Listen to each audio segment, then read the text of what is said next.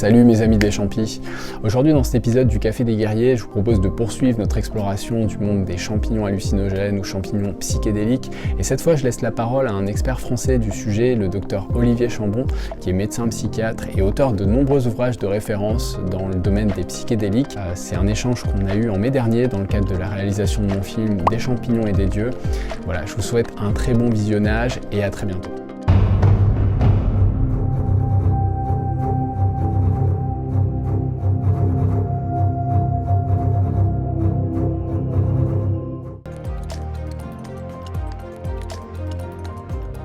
Si on parle d'origine, ça remonte à l'aube de l'humanité, quoi.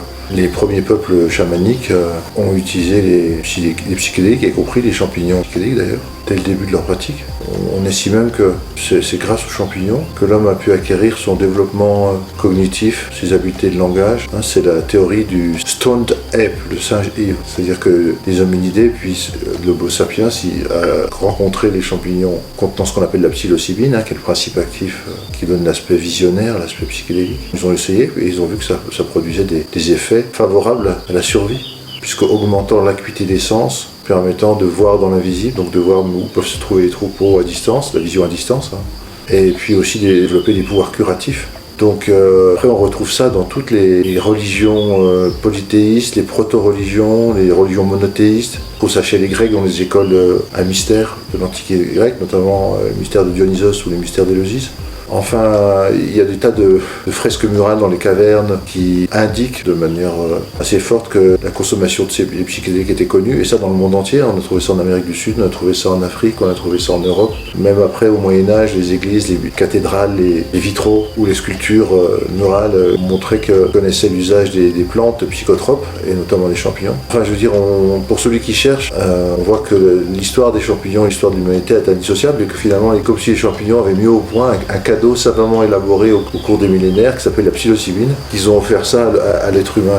Et même il y en a qui disent que c'est intelligent de leur part parce que c'est une symbiose entre l'homme et le végétal. C'est-à-dire que rendant service à l'homme va développer ou va rechercher ses champignons, les consommer et en même temps favoriser la dissémination des spores champignons, donc la reproduction du champignon. Et donc il y a même d'ailleurs un rapprochement qui est drôle à faire entre le champignon et l'homme au niveau du système nerveux central. C'est-à-dire que les champignons, la partie visible, c'est une toute petite partie. La grande partie champignon, c'est sous la terre, c'est le mycélium. Et le mycélium d'un champignon se lie au mycélium d'autres champignons ou aux racines ou aux radicules des arbres, et ça fait un immense wood wide web, un internet de la forêt, World Wide Net, et là c'est Wood Wide Net. Et certains parlent même de neurobotanique, c'est-à-dire que c'est comme si on avait des neurones sous terre qui communiquent entre eux et qui une sorte de cerveau souterrain. On peut parler de neurobotanique, ça pourrait sembler paradoxal puisque les champignons ne sont pas censés avoir de cerveau, ou les plantes non plus. Si, le cerveau est pas ici dans la tête, il est en bas dans les pieds, c'est inversé quoi. Et c'est un réseau neuronal qui est capable d'apprentissage, de mémoire, d'échange de nutriments ou d'informations avec les autres membres de la forêt. Mais c'est pas étonnant quand on sait que ce qui est en haut est comme ce qui est en bas, comme disait Hermès Trismégiste. C'est-à-dire en fait, on a aussi montré que le cosmos avait une structure de type réseau de neurones. Du cosmos au pied des champignons, tout ce qui exprime la présence de la conscience l'exprime sous la forme au mieux d'un réseau de neurones, quoi. Donc c'est intéressant.